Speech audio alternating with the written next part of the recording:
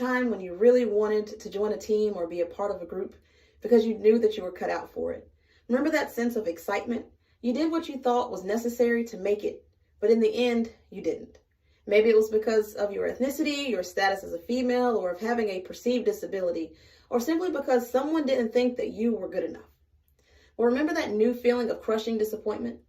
Now, imagine how our students feel when they don't quite make the cut academically, are not pushed to achieve their highest potential, or are never even given the opportunity to show what they are truly capable of.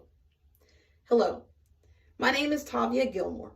I'm a high school English teacher at West Forsyth, a veteran of the United States Marine Corps, and most importantly, I'm a mom. Growing up, I wanted to be in that AG program in middle school because I knew that I was just as knowledgeable and just as capable of learning at a higher rate as my peers, but I was unsuccessful in that attempt.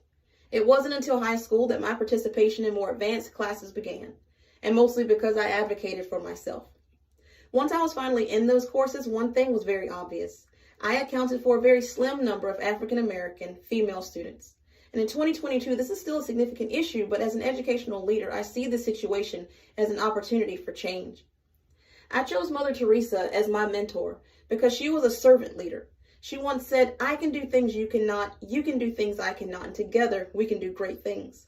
As educational leaders, we must bring our individual strengths together in order to change the narrative and provide better, more equitable educational opportunities for all students.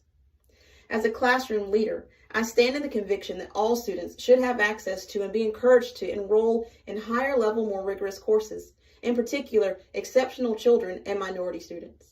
As a lead learner and school administrator, I look forward to encouraging others within our school to help create these opportunities for students who either do not realize that other academic tracks exist or are lacking the courage to try them.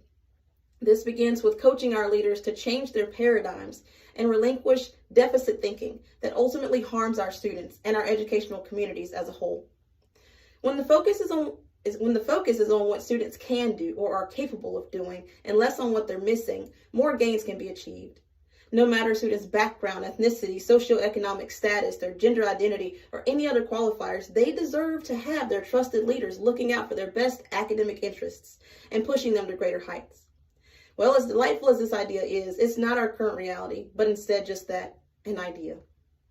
It is time that we start having these authentic, courageous conversations within our schools as a team in purposeful, safe ways, and not just as hallway chatter. We need to be intentional about the work of sustaining equity for all children with fidelity and not see it as simply a check in the professional development box. We know the work that needs to be done, but many refuse or just lack the knowledge about how to begin the work of establishing inclusivity and equity in the classroom. The question then becomes, but why? Well, Brene Brown, author of Dare to Lead, suggests vulnerability sounds like truth and feels like courage, and that truth and courage are not always comfortable. We must be vulnerable to change. We have to face the uncomfortable truth that more academically challenging classes are not representative of most schools with diverse student bodies. And we unfortunately are not leaving ourselves open for those conversations about why this is the case, how it can be changed, and the immediate and long-term effects that this has on our students. So again, I ask, but why? Why is it important to focus on increasing the visibility and enrollment of exceptional children and minorities in advanced or college prep courses? Well, as adults, we understand the positive outcomes that result from learning and working alongside others from diverse communities. In those opportunities, we not only learn about others and their experiences, but about ourselves as well, as we have new ways of seeing and thinking. Well, likewise, our students' lives and educational careers will become more enriched if they are given the opportunity and the spaces to experience the same.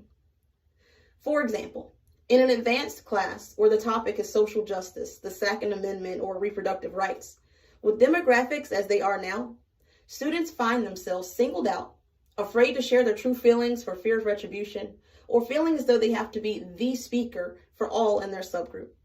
Well, by eliminating barriers to access to these classes, we provide more opportunities for all of our students.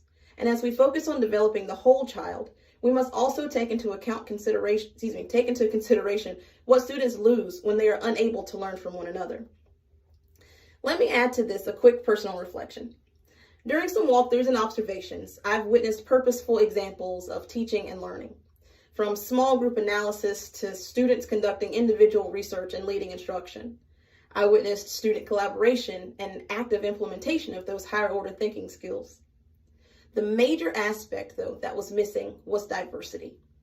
In the advanced classes I visited, there was literally one African American female student and fewer than a handful of any other minority groups. In those same two classes, there was one student out of 26 total who identified as EC. Well, conversely, in the two standard classes I visited, minority students accounted for 58% of the enrollment, while EC students accounted for 15% of the enrollment, and the learning was not as active. While I acknowledge that this is a small sample of information from just one school, the data show that this is not a problem that's exclusive to this one campus. I imagine what learning would have looked like for all students, and especially those who are identified as a minority or EC, if they were exposed to the same rigor as experienced in those AP classes. Well, all of our students need and deserve an equitable education where systems are put into place to ensure that they and their families have knowledge about advanced education courses. And then those processes need to be upheld with fidelity so students can be successful.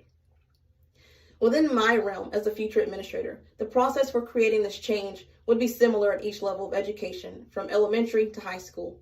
We start with educating our leaders, our teachers who are out there on the front lines and truly know their scholars, through vetted training programs and professional development that holds us all accountable and that constantly puts us in the middle of those conversations and actionable steps that will aid us in establishing the wellness and success of each individual student as we prepare them to become 21st century leaders.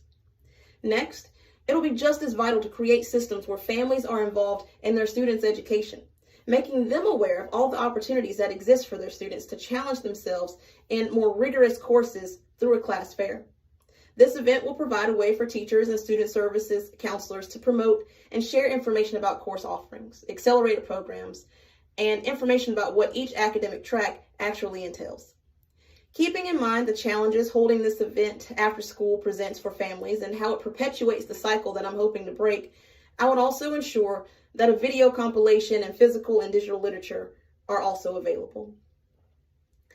My vision is this: for our more marginalized communities, when we think about the long-term impact that their participation in advanced courses could have, we see their ability to develop stronger critical thinking skills increase.